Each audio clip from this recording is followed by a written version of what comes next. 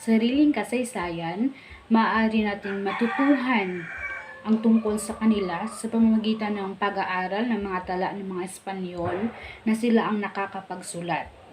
So, para bang sinusubukan nating maunawaan ang isang tahimik na pelikula sa pamamagitan ng pagtingin ng kilos ng mga artista. Like for us kanang wala ta kabaloon sa na siya unsay story unsay example lang ni unsay story ana nga salida, but then if maglantaw ta, di ba, makaano ta, ano na to, maintindihan natin kung ano ang pinapahiwatig doon, ganyan. So on the other hand, there are voluminous unwritten sources of evidence from the Lumad awaiting codification and incorporation into their own history. So there is, for instance, the famous Manobo epic o Lahingan, a narrative that consists of the exploits of their ancestors and stories about their reverence for nature and accommodation of their neighbors. So another is the Tulilangan, also from Ilianan Manubo, which portrays heroic deeds of their ancestors and glorification of values of forgiveness, accommodation, and resilience. So, what were the initial responses of the Lumads when they met the Spaniards? So, Filipinos today are reputed for being friendly, accommodating, and hospitable to strangers and visitors. Okay, that is reality that we Filipinos are hospitable. Like for example, if na mo ano sa tuwan na bisita, so magawas doon ang mga plato, mga bago, mga gamit for us para ipagamit sa mga bisita. So in the book of Butuan of 1,000 Years, Greg Hontiveros wrote the Magellan's expedition anchored near the island where they saw a fire the night before.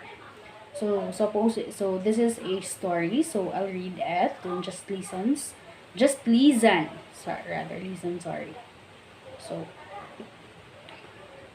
So there are 8 natives on a small boat called Baloto came alongside Magellan's ship in the mixture of curiosity and mistrust. So sensing their frame of mind, Magellan gave them a red cup and a few other things that he handed from a stick. So, the native responded positively and went to tell their king. So, ang ilang king was named Mazwa, the king. Okay, so 2 hours later, there are 2 balanghay boats full of men came to the mooring, and with them was the chief of the island, which is King Mazwa, and the larger boat. Okay, so in the story also Hintiveros mentioned that it is a boat distance the Mazwa king gifted Magellan with a bar of massy gold, a good size, and a basket full of ginger. So mao na gihatag ni King Mazwa to Magellan. So but then Magellan declined it. So on Good Friday, Magellan sent Enrique to the king to request to buy some provisions of the crew and assuring him that he came as a friend. So bale, na since elementary, high school, then now college, na ang slave ni Magellan is si Enrique. So Enrique mo ay communication between King Mazwa and Magellan. And the chief invited the Spaniards to visit his place and then welcomed them there and served food and wine. So Pigafetta mentioned that before their separation, the king very happily kissed our hands and we kissed his. Okay, that is according to Pigafetta. And then Agoncillo pointed out that Filipino hospitality is something that is almost a fault. Okay, that's true. That is the reality. So, the hospitality has been misunderstood by many foreigners, particularly by the Spanish adventurers of the past century. So, who thought that such show of profuse hospitality was a form of inferiority and obsequiousness? So, that experience gave the Spaniards the idea what kind of people were living in the islands. dili na ginamawala sa mga Filipino being hospitable. Okay, so next we have, what were some of the methods used by the Spaniards to subjugate the Lumads? Okay, so this is the one. So, God, gold, and glory. Some people say these motives propelled the European colonization of the Orient. So, mo na ginagamit. So, God, gold, and glory. So, others would try to footnote that the Spaniards came to the Philippines to preach their God and get the gold of the people of the Spanish glory. And then, according to Manuel Tawagon, he once jokingly said in his paper presentation that the Spaniards came to save our soul, as if everybody was going to hell. So, in the book of Rodel naman, Rodel discusses that the works of Reverend Nicholas Kushner and Dr. William Henry Scott, both noted scholars of Philippine history. So, and then, according naman kay Kushner, reveals that Spain wished a slice of coveted spice market in the area, and Scott points out that Magellan's agreement with the King of Spain was a straightforward business contract because in this sa aking nabasa dito sa mocho na ito is Magellan is a straight businessman.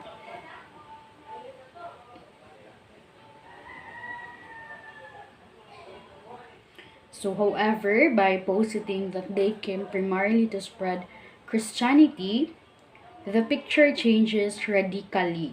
So, the implication being that they came primarily to spiritually benefit the natives. So, and this simply was not true. So, as aggressors and colonizers, they only be the enemy of both Filipino and Moro peoples, and all the other peoples of the archipelago whom they had sought to dominate against their will.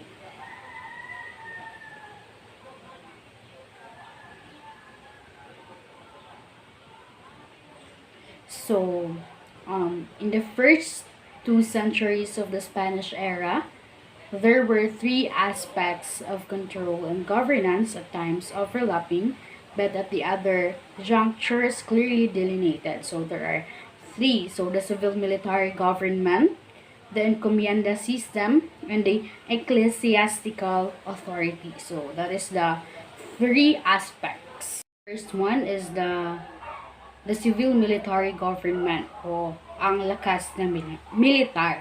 So, ginagamit nila ang kanilang mga superior na armas at taktika upang talunin ang paglaban ng mga lumad. Then, ang pangalawa ay ang the encomienda system. So, encomienda system is ang pang-ekonomiyang pagsasamantala. So, ang sistemang encomienda ay nagbibigay daan sa mga opisyal ng mga Espanyol na nagpayaman sa kanilang sarili at sa korona ng Espanya habang pinapahirapan ang mga lumad. So, gidaog-daog jud sa mga Espanyol ang mga lumads ato na time. At ang pangatlo as the ecclesiastical authority. So, sa Tagalog pa ay relihiyosong manipulasyon. So, ginamit ng mga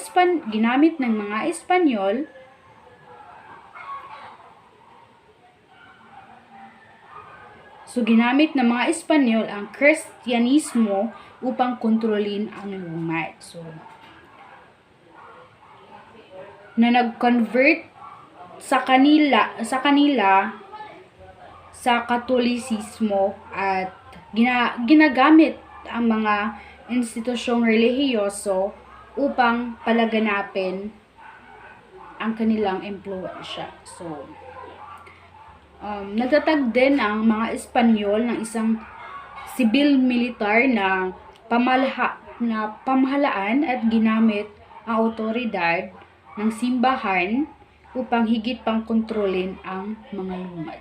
So, dito sa module na ito is that talagang malalaman natin and then ma-picture out nato kung ano ang mga ginawa ng mga Espanyol sa mga lumad at gaano sila kasama.